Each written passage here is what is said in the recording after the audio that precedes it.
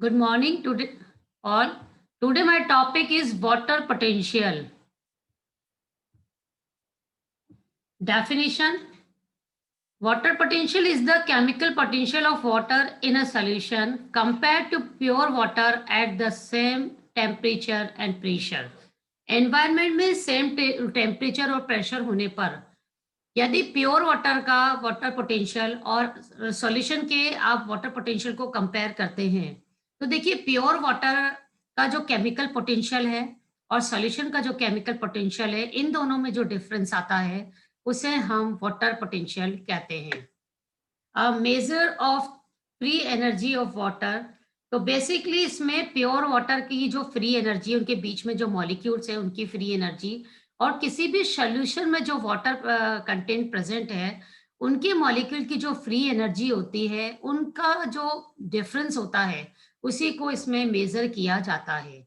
The energy available to move water from one place to another, और यह energy basically water molecule को एक place से दूसरे प्लेस पर मूव करने में हेल्प करती है।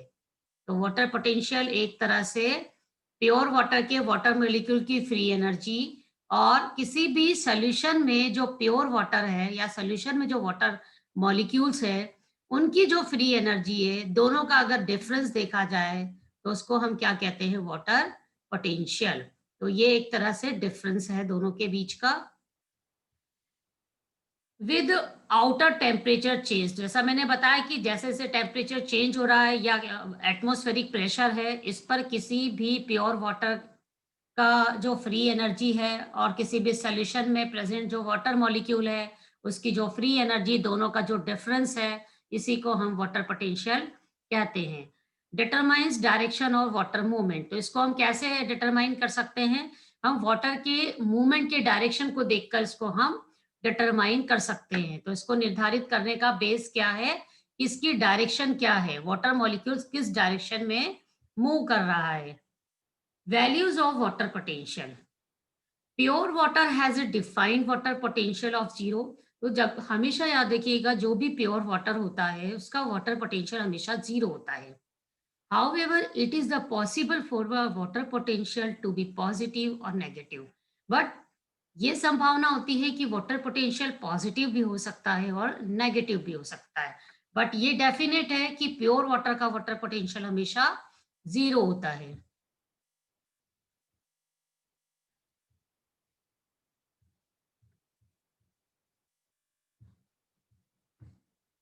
Units of measurement: measured in unit of atmospheric pressure.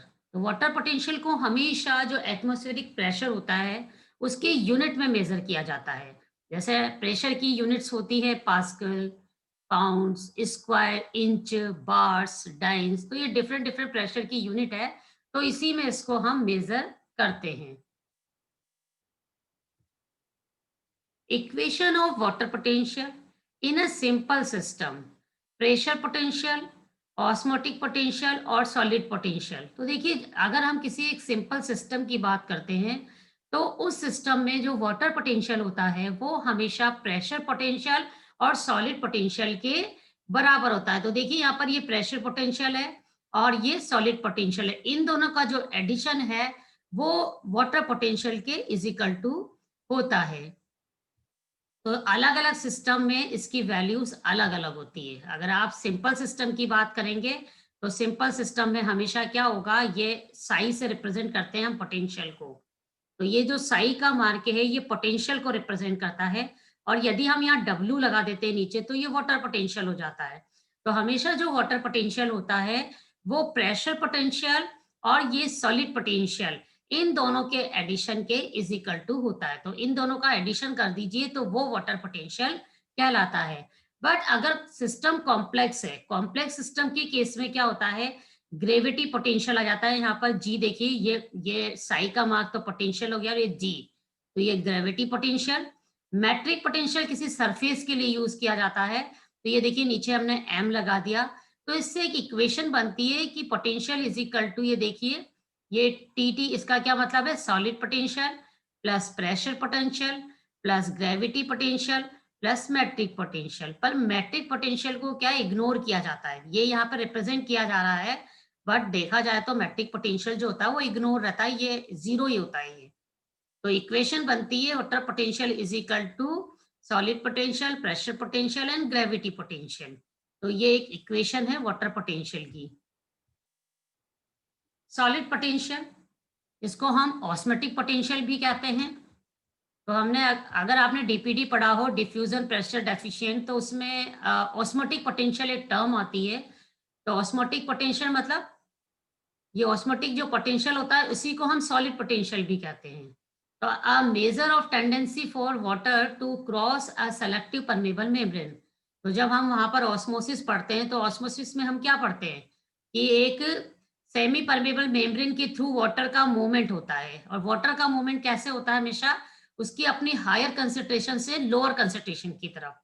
तो वाटर का एक तरह से जो मूवमेंट है, उसका मूव करने की जो टेंडेंसी है, किसके थ्रू, किसी भी सेलेक्टिव परमेबल मेम्ब्रेन के थ्रू। तो इसी को हम क्या कहते हैं यहाँ पर, या तो ऑस्मोटिक पोटेंशियल कहते हैं या सॉलिड पोटेंशियल कहते हैं। From low concentration to high concentration of solute. तो हमेशा इनका मूवमेंट कहाँ से कहाँ तक होगा, इनकी लो कंसंट्रेशन से इनकी हाई कंसंट्रेशन की तरफ। यानी जहां पर सॉलिड की कंसंट्रेशन ज्यादा है, यानी जहां पर सॉल्यूशन कैसा है, कंसंट्रेटेड है, तो वहां की तरफ इसका मूवमेंट होगा हमेशा। Pure water has a solid potential of zero. तो याद रखिएगा, प्योर वाटर का जो वाटर पोटेंशियल होता है वो हमेशा जीरो होता है, क्योंकि वहां पर सॉलिड नहीं होते हैं। प्योर वाटर में कोई सॉलिड मॉलिक्यूल नहीं होते हैं, इसलिए वहां पर उसका वाटर पोटेंशियल हम देखते हैं तो हमेशा जीरो होता है। Addition of solute makes the value of solute potential negative. तो किसी भी अगर वाटर में हम सॉलिड को ऐड करते हैं, तो सॉलिड को ऐड करने से क्या होता है, वहां पर सॉलिड पोटेंशियल की जो वैल्यू होती है वो नेगेटिव हो जाती है। तो प्योर वाटर में कभी भी सॉलिड को आप ऐड करिए, तो ऐड करने से वहां पर जो पोटेंशियल, सॉलिड पोटेंशियल की जो वैल्यू होगी वो नेगेटिव होगी। Decreases the free energy of water. कारण कि क्योंकि वहां पर जो वाटर की जो फ्री एनर्जी है वो भी क्या हो जाती है, डिक्रीज हो जाती है। तो वाटर मॉलिक्यूल जब किसी भी सॉल्वेंट में अगर सॉलिड को ऐड करेंगे, तो वहां पर हमेशा उसकी फ्री एनर्जी कम हो जाती है। और फ्री एनर्जी क्यों कम होती है, क्योंकि वहां पर सॉलिड पोटेंशियल क्या होता है, नेगेटिव होता है। Negative contribution to water potential, और उससे क्या होता है कि उसका वाटर पोटेंशियल पर भी इफेक्ट पड़ता है। नेक्स्ट टर्म है प्रेशर पोटेंशियल। इसे हम टर्गर प्रेशर भी कहते हैं। तो प्रेशर पोटेंशियल के टर्म देखिए, ये तो पोटेंशियल हो गया, साई का मार्क, और ये पी हो गया प्रेशर के लिए। तो ये pressure potential, the hydrostatic pressure produces bye a solution in a space divide by a differentially permeable membrane. तो जब हम किसी भी सेल को, सेल लिया उसमें सेमी परमेबल मेम्ब्रेन होती है, तो आप वो डिफरेंशियली परमेबल मेम्ब्रेन है। अब ऐसी सेल को आप किसी अदर सॉल्यूशन में रखें जिसकी कंसंट्रेशन क्या है, डिफरेंट डिफरेंट है, तो अब उसका मूवमेंट किस पे डिपेंड करता है, वहां पर उसके कंसंट्रेशन पे डिपेंड करता है।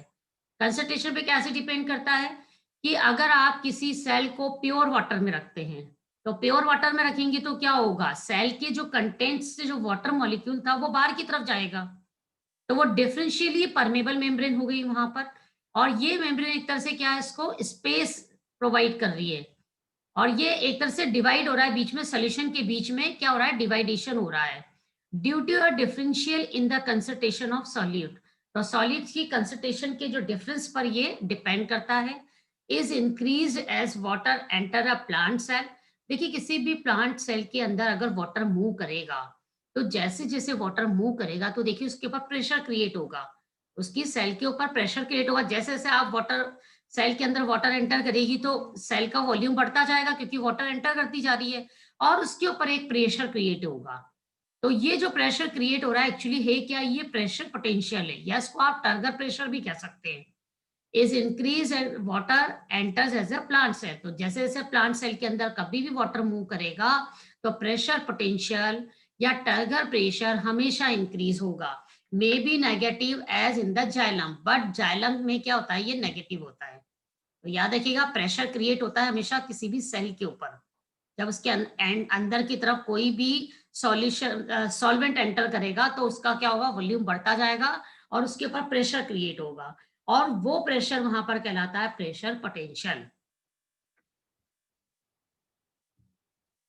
When a biological cell is in a hypotonic environment, the cell interior contains a lower concentration of water.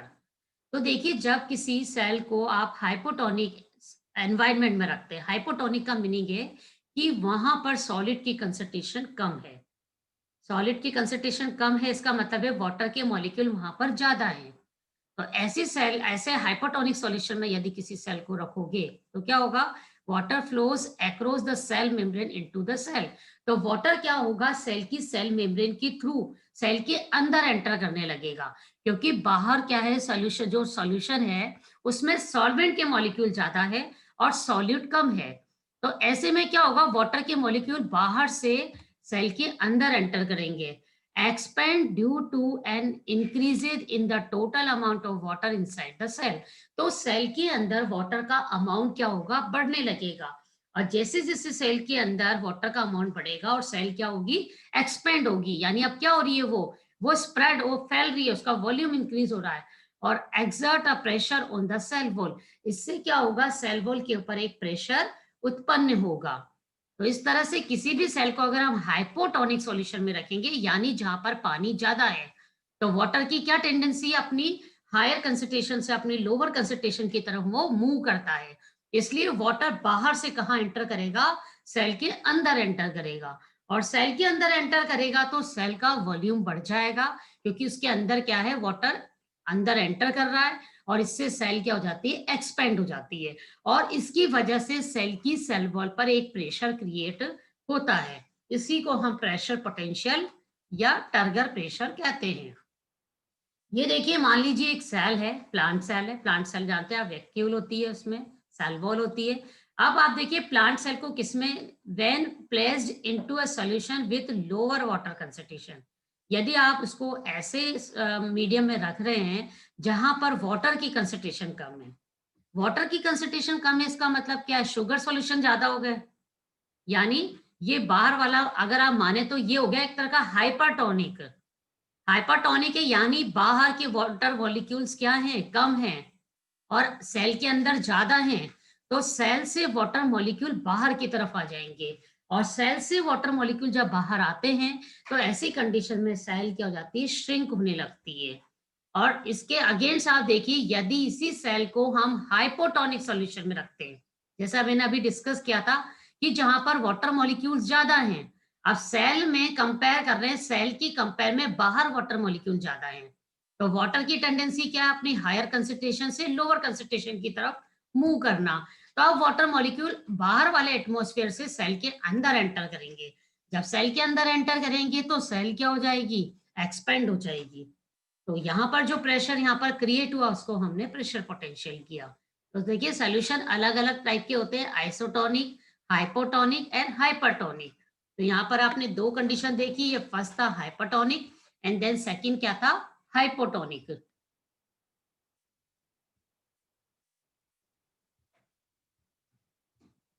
Next है मैट्रिक पोटेंशियल।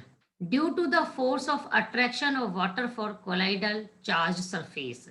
तो कोई भी चार्ज सरफेस होती है, उसमें जो कोलाइड्स हैं, उनकी जो वाटर मॉलिक्यूल के बीच में जो फोर्स ऑफ अट्रैक्शन होता है, उसकी वजह से ये पोटेंशियल क्रिएट होता है। तो हमेशा ये किससे, वाटर के बीच में जो फोर्स है, मॉलिक्यूल के बीच में उसके जो अट्रैक्शन ऑफ फोर्स है, उसकी वजह से ये इस तरह का पोटेंशियल क्रिएट होता है।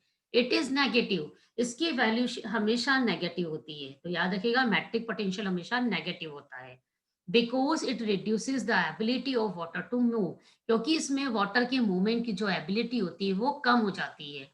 In large volume of water it is very small and usually ignore. तो इसमें क्या होता है, एक्चुअली मैट्रिक पोटेंशियल को इग्नोर ही किया जाता है। तो ये याद रखिएगा, जब वाटर का वॉल्यूम बहुत ज्यादा होता है तो इसमें जो इसके जो मॉलिक्यूल होते हैं उनका साइज बड़ा स्मॉल हो जाता है और इसलिए क्या है, इसको इग्नोर किया जाता है। Water adheres electrostatically to solid hydrophilic surface. Capillary rise is associated with matric potential. तो ये मैट्रिक पोटेंशियल को हमेशा इग्नोर किया जाता है। Basic principles of water potential. तो वाटर पोटेंशियल की कुछ बेसिक प्रिंसिपल्स है। First, water potential of pure water is zero. अभी हमने पढ़ा था कि प्योर वाटर का वाटर पोटेंशियल हमेशा जीरो होता है ओपन टू द एटमोस्फेयर। तो किसी भी एटमोस्फेरिक कंडीशन में हमेशा आप देखिएगा जो प्योर वाटर है उसका वाटर पोटेंशियल हमेशा जीरो होता है। Water potential in intact plant tissue is usually negative because of the large quantity of dissolved solid in cells. But यदि किसी सेल्स के अंदर या किसी सॉल्वेंट के अंदर यदि हम सॉलिड को ऐड करते हैं, तो हम जब सॉलिड को ऐड करते हैं तो उसमें जब सॉलिड धीरे धीरे डिसॉल्व होता है, तो डिसॉल्व होने के बाद वहां पे धीरे धीरे उसकी फ्री एनर्जी जो होती है कम होने लग जाती है। और इससे क्या होता है, वहां पर वाटर पोटेंशियल का अमाउंट धीरे धीरे कम होने लगता है, यानी नेगेटिव होने लगता है। तो प्योर वाटर का वाटर पोटेंशियल कम होता है, बट अगर उसमें वाटर पोटेंशियल उसमें क्या आप सॉलिड मिला देंगे तो सॉलिड का उस पर इफेक्ट पड़ता है। The addition of solute decreases water potential. तो सॉलिड के प्रेजेंस की वजह से वाटर पोटेंशियल पर इफेक्ट पड़ता है और वो क्या हो जाता है, उसकी वैल्यू कम होने लग जाती है। The addition of pressure increases water potential. लेकिन प्रेशर जैसे जैसे बढ़ेगा तो वाटर पोटेंशियल पर का अमाउंट भी बढ़ता है। तो ये वैल्यूज है जो हमें लर्न करनी है। प्लांट सेल्स विल गेन और loss water to intracellular fluids depending upon their water potential. तो देखिए वाटर पोटेंशियल पर ही डिपेंड करता है कि कोई सेल वाटर को गेन करती है या वाटर का लॉस करती है। तो ये सब डिपेंड करता है उसके वाटर पोटेंशियल पर।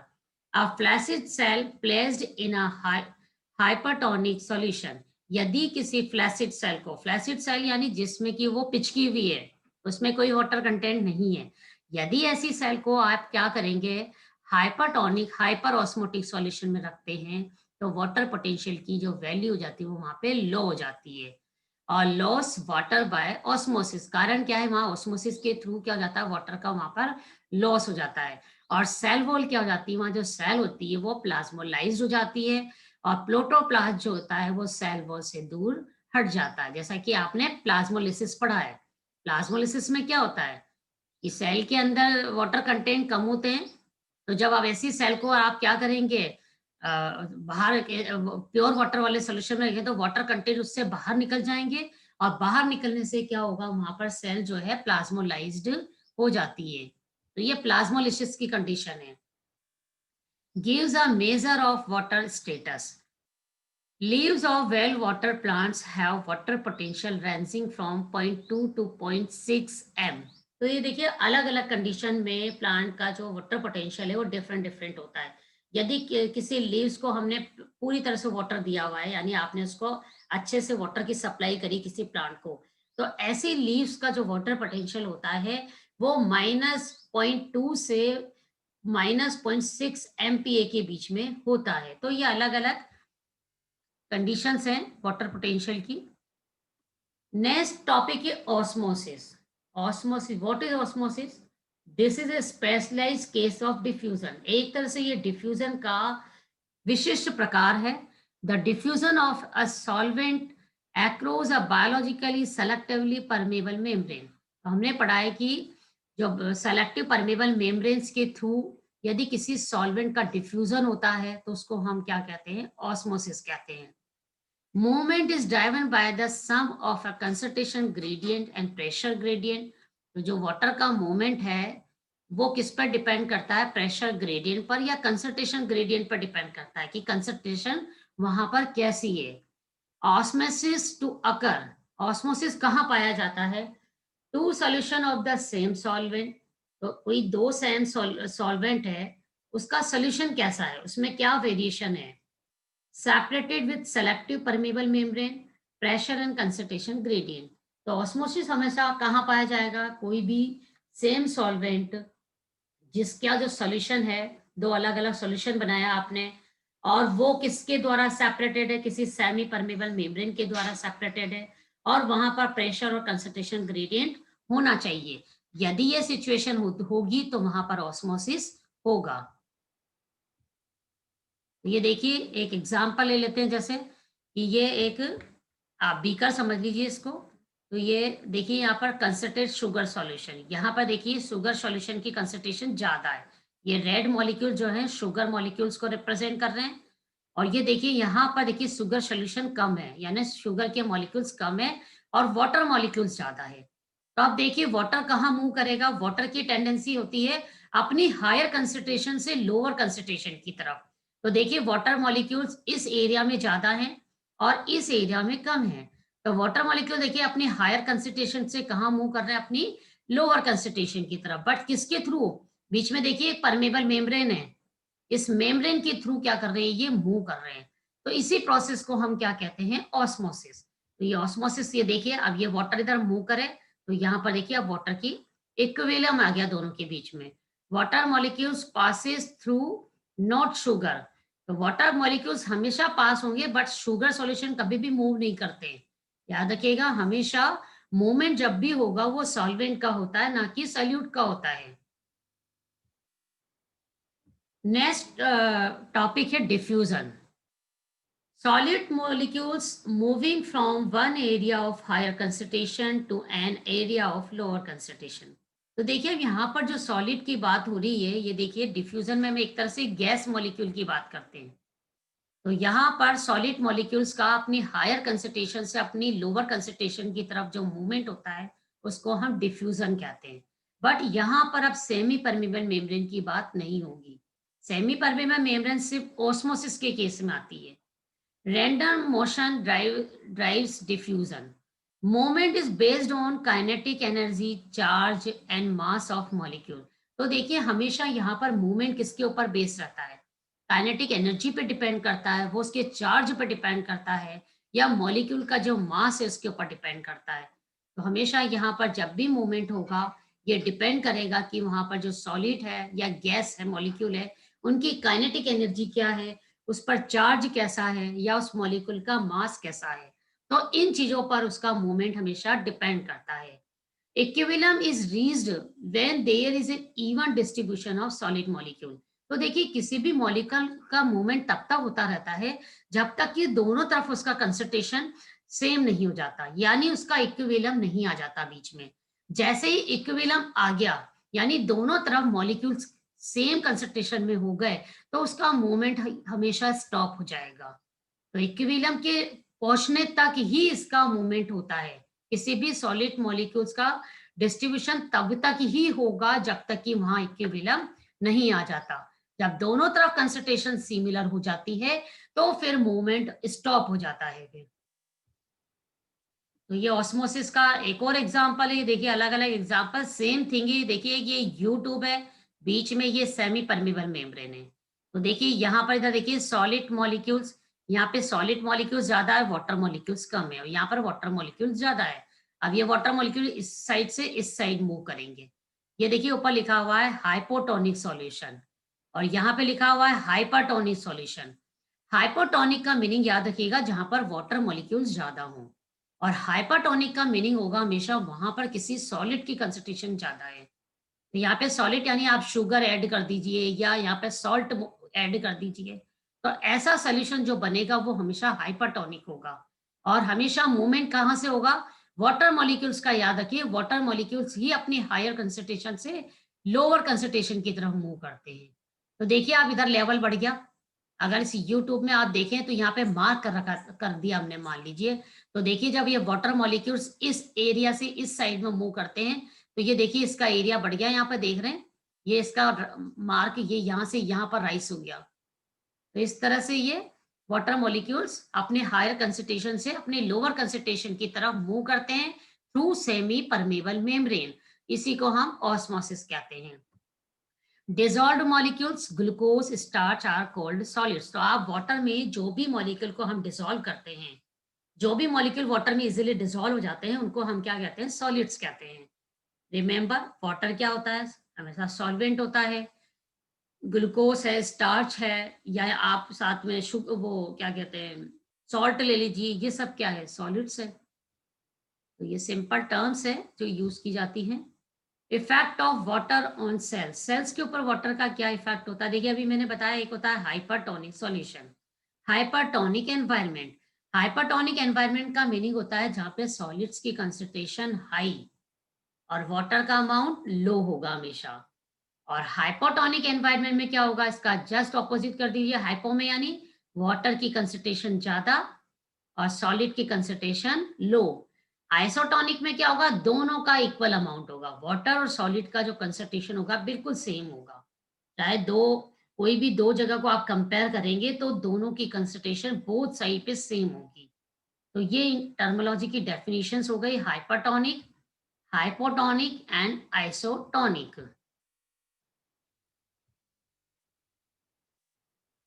Water concentration gradient. In osmosis, water moves both way to balance up the concentration. The overall movement is to the area of low water concentration. तो वाटर का मूवमेंट देखिए हमेशा कहाँ पर होगा, अभी मैंने बताया था जहां पर वाटर की लो कंसंट्रेशन होगी, वाटर का अमाउंट जहां कम होगा, वाटर हमेशा अपनी हायर कंसंट्रेशन से अपनी लोअर कंसंट्रेशन की तरफ मूव करता है। तो ये देखिए, ये सॉलिड मॉलिक्यूल्स हैं जो ये हमने रेड वाले शो कर रखे हैं, और ये जो ब्लू वाले हैं ये वाटर मॉलिक्यूल। देखिए इसमें वाटर मॉलिक्यूल्स कितने सारे हैं, सॉलिड मॉलिक्यूल्स कम है। तो हाई वाटर कंसंट्रेशन, इसका मतलब है वाटर का अमाउंट ज्यादा है, कंसंट्रेशन से यहाँ पर सॉलिड का नहीं लगाना आइडिया में। हाई वाटर कंसंट्रेशन मतलब जहां पर वाटर मॉलिक्यूल्स ज्यादा हैं, फ्यू मॉलिक्यूल्स ऑफ सॉल्यूट, जिसमें सॉलिड्स के मॉलिक्यूल्स कम होंगे, और ऐसा सोल्यूशन क्या कहलाता है, डाइल्यूट सोल्यूशन। तो हमेशा वाटर कहाँ जाता है, अपनी हायर कंसंट्रेशन से अपनी लोअर कंसंट्रेशन की तरफ मूव करता है। अब नीचे वाले केस में देखिए आप, नीचे वाले में क्या है, सॉलिड के मॉलिक्यूल्स ज्यादा हैं, वाटर के मॉलिक्यूल्स बिल्कुल कम है। तो लो वाटर कंसंट्रेशन मतलब जहां पर वाटर के मॉलिक्यूल्स कम है, और मेनी मॉलिक्यूल्स ऑफ सॉलिड्स, देखिए सॉलिड्स के मॉलिक्यूल्स कितने सारे हैं इसमें, और ऐसे सॉल्यूशन को हम क्या कहते हैं, कंसंट्रेट सॉल्यूशन। तो हमेशा वाटर का मूवमेंट कहाँ होगा, अपनी हाई कंसंट्रेशन से अपनी लो कंसंट्रेशन की तरफ। तो इस तरह से वाटर का मूवमेंट होता है। ये वापस अलग अलग एग्जाम्पल हैं।